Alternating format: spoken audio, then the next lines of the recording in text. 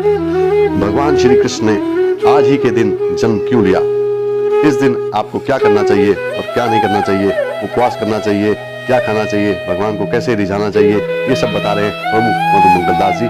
जरा ध्यान से सुनिए। बाबू जी, कल जन्माष्टमी आ रही है, तो यूँ तो बड़े हर्षोल्लास से मनाते हैं, लेकिन इस बार लॉकडाउन है, हर चीज़ है, कोरोना से लोग डरे हुए हैं, सहमे हुए हैं। कलयुग के जीव वैसे भी इतना समय नहीं दे पाते, तो कलयुग के जीवों का भला हो वो किस तरह जन्माष्टमी मनाएं, कैसे व्रत रखें, इसकी जानकारी दीजिए आपको। इस साल जन्माष्टमी अंग्रेजी कैलेंडर के हिसाब से 12 तारीख और दिन बुधवार है। तो जन्माष्टमी का जो महोत्सव है भाद्रपद महीने के कृष्ण पक्ष के अष्टमी तिथि को मनाई जाती है, और इस बार अष्टमी तिथि है वो 12 तारीख को है और बुधवार का दिन है। निश्चित रूप से इस बार जन्माष्टमी बहुत धूमधाम से नहीं मनाई जाएगी, क्योंकि जैसा आपने कहा कोरोना का कहर भगवान के उत्सव में भी देखने को मिलेगा और मिल रहा है। तो कोरोना के कारण उत्सव बड़े सादगी से और बड़े कई जगह पे तो वर्चुअल या वीडियो के द्वारा उत्सव मनाई जा रही है और उसका प्रसारण हो रहा है, लेकिन हम लोग यहाँ पे भगवान का उत्सव बड़े सादगी से और थोड़ा सा अभिषेक करेंगे, और ऐसे ही भक्तों के बीच में थोड़ी सी कीर्तन होगी, और फिर सब लोगों को जो भी भक्त आएंगे उनके लिए प्रसाद होगी। भगवान हमेशा अष्टमी तिथि को ही जन्माष्टमी मनाई जाती है, कृष्ण जन्माष्टमी। और भगवान का ये 8 का जो नंबर है इससे बड़ा नाता है, क्योंकि भगवान ये कृष्ण 8वें संतान के रूप में देवकी और वसुदेव के अवतार हुए, और 8वां पहर भी था, और लगभग 8वां महीना भी था। जो भाद्रपद महीना है वो 8वें महीने में लगभग आती है हर साल। तो 8-8-8 का जो बड़ा शुभ योग है, इसलिए भगवान जन्माष्टमी में अष्टमी को ही आए। 8वां पहर, 8वां महीना, 8वें संतान, और इस प्रकार से जन्माष्टमी मनाई जाती है हर साल। नक्षत्र जो होती है इस दिन रोहिणी नक्षत्र होती है, जो बड़ा शुभ माना जाता है। इसमें भगवान प्रकट हुए, और भगवान जब प्रकट हुए तो भक्तों को आनंद देने के लिए, उनकी रक्षा, उनके कल्याण के लिए आए, दुष्टों का नाश करने के लिए आए। और भगवान का नामकरण उनके जो वसुदेव जी के कुल गुरु थे गार्गी मुनि ने किया, बलराम जी का और कृष्ण का। इस प्रकार उनका नाम श्री कृष्ण हुआ। जन्माष्टमी भी 2 दिन मनाई जाती है अक्सर, तो ये 2 दिन मनाने वाला क्या चक्कर है? 2 प्रकार के पंचांग हैं हमारे यहाँ पे भारत में, और 2 प्रकार के पंचांग की मान्यता भी है हमारे यहाँ। तो एक जो पंचांग है वो स्मार्त लोग उसको फॉलो करते हैं, उसके हिसाब से व्रत इत्यादि करते हैं। और दूसरा जो पंचांग है जो सनातन धर्म के लोग, वैष्णव लोग इत्यादि, वो उससे अपने सारे जो त्यौहार है, उत्सव है, मनाते हैं। तो एक पंचांग है जो तिथि के अनुसार उसकी मान्यता है। दूसरा जो पंचांग है वो सूर्योदय से उसकी मान्यता है। तो स्मार्ट जो लोग हैं, जो नॉन वैष्णव जिनको कह सकते हैं, जो वैष्णव धर्म के पालन नहीं करते, वैसे लोग तिथि के अनुसार जो पंचांग है उसके हिसाब से अपने त्यौहार को मनाते हैं। ये जो तिथि के कारण तिथि कभी टूटती है, कभी घटती है, कभी बढ़ती है, जिसके कारण एक दिन का फर्क रहता है हमेशा ज़्यादातर त्योहारों में। तो इसीलिए वो तिथि 11 तारीख को जो तिथि है उसमें भी जन्माष्टमी है, लेकिन सूर्योदय के साथ नहीं होने के कारण सूर्योदय से जन्माष्टमी नहीं है, अष्टमी नहीं है, अष्टमी उसमें नहीं लगा है। इसलिए वैष्णव लोग उस नेक्स्ट डे, दूसरे दिन जो अष्टमी का समय है, जिसमें सूर्योदय में अष्टमी है, उस दिन को वो जन्माष्टमी पकड़ते, उस दिन उपवास रखते। तो इसीलिए भारतवर्ष में 2 दिन जन्माष्टमी मनाई जाती है, एक तिथि के अनुसार और दूसरे वैष्णव लोग सूर्योदय के अनुसार। तो इस प्रकार से 2 दिन मनाई जाती है और इसमें बुराई नहीं है, क्योंकि 11 तारीख को भी अष्टमी तिथि है। फ़र्क इतना है कि मान्यताएं अलग अलग है और चूँकि भाव भगवान के नज़दीक रहने का रहता है, भगवान को प्रसन्न करने का रहता है, तो भगवान भाव ग्रहण करते हैं। भावग्राही भगवान है, तो भक्तों का भाव भगवान ग्रहण करते हैं।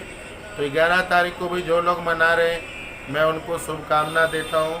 और 12 तारीख को हम सब लोग जन्माष्टमी उत्सव में ज़ोर शोर से अपना प्रयास कर रहे हैं कि भगवान प्रसन्न हो, सभी पे कृपा करे, सभी आनंदित जीवन जिए और इस कोरोना का भय उनके जीवन से जन्माष्टमी के बाद हमेशा के लिए चला जाए, ऐसे भगवान के चरणों में निवेदन करेंगे। और आपने कहा किस प्रकार से उपवास रखा जाए, किस प्रकार से पूजन और पूजन की विधि हो, तो जन्माष्टमी में सुबह जल्दी उठ जाना चाहिए। सुबह लगभग 4 साढ़े 4 बजे नहा धो के बिना कुछ खाए पिए सबसे पहले भगवान को स्नान इत्यादि करा के, अगर आप रोज़ पूजा करते हैं तो भी, और नहीं करते तो इस दिन विशेष रूप से भगवान को सुबह मंगला आरती मुहूर्त के टाइम पे जो ब्रह्म मुहूर्त रहता है उसमें स्नान आदि करा के भगवान को सुंदर जो अच्छा चंदन है, बढ़िया चंदन, वो और तुलसी भगवान के चरण में देने चाहिए। और उसके बाद भगवान के अनेक प्रकार के जो खुशबूदार पुष्प है उनसे भगवान को सजाना चाहिए, हार माला इत्यादि भगवान को अर्पण करना चाहिए। और उसके उपरांत भगवान को सुंदर नैवेद्य जो भोग है, फल इत्यादि, मिठाई, मिष्ठान, या अपने अगर घर में कुछ बना के दे सकते हैं भगवान को तो ये बहुत ही अच्छा होगा। भगवान को भोग अर्पण करना चाहिए और भगवान को निवेदन करना चाहिए भोग भगवान को।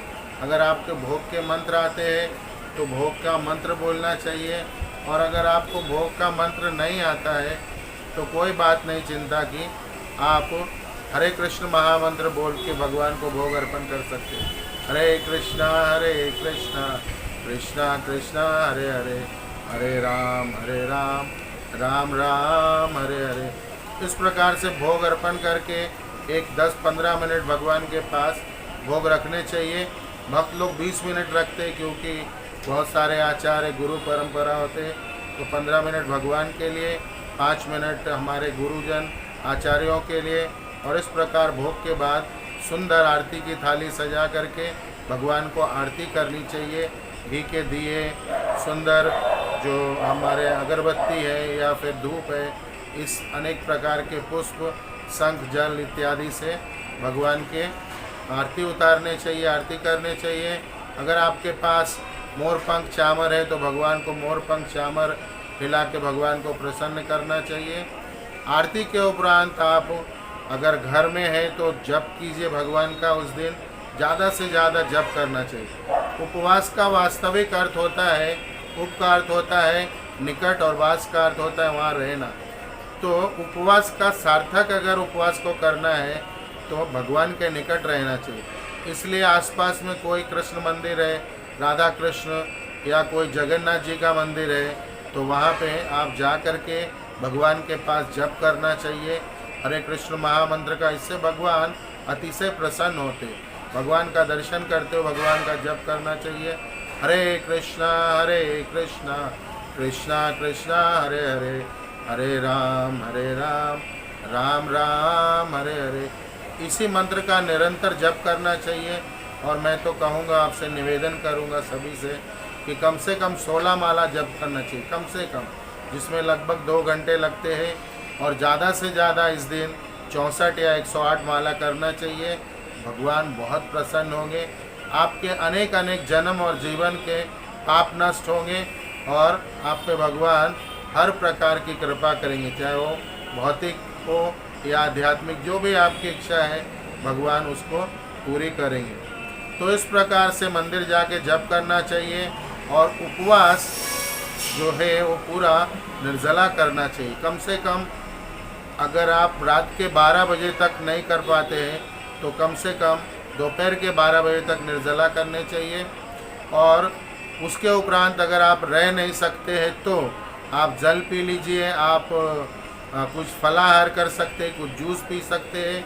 और आप कोशिश कीजिए कि एक दिन भगवान के प्रसन्नता के लिए, एक दिन भगवान के आनंद के लिए, एक दिन भगवान के पास सारा समय उनका नाम जपने के लिए, उनके दर्शन के लिए आप एक तपस्या करते हुए अपना आहार, अपना जो रोज का भोजन है उसको भगवान के चरणों में अर्पण करके भगवान का नाम जपते रहिए। और रात्रि के 12 बजे अभिषेक इत्यादि के उपरांत जब भगवान का जन्म होगा उसके उपरांत आप फिर चरणामृत के द्वारा अपना उपवास को वहाँ पे उपवास अपना छोड़ सकते हैं। और उसके उपरांत आप जो कुछ भी प्रसाद लेना चाहिए। तो इस प्रकार से व्रत करने चाहिए। आपने कहा कलयुग के जीव कैसे करें, ये तो मैं उन श्रद्धालु या भक्तों की बात की। कलयुग के भक्तों के लिए सबसे ज़रूरी है कि वो ज़्यादा से ज़्यादा नाम जप करें और भगवान का दर्शन करते रहें।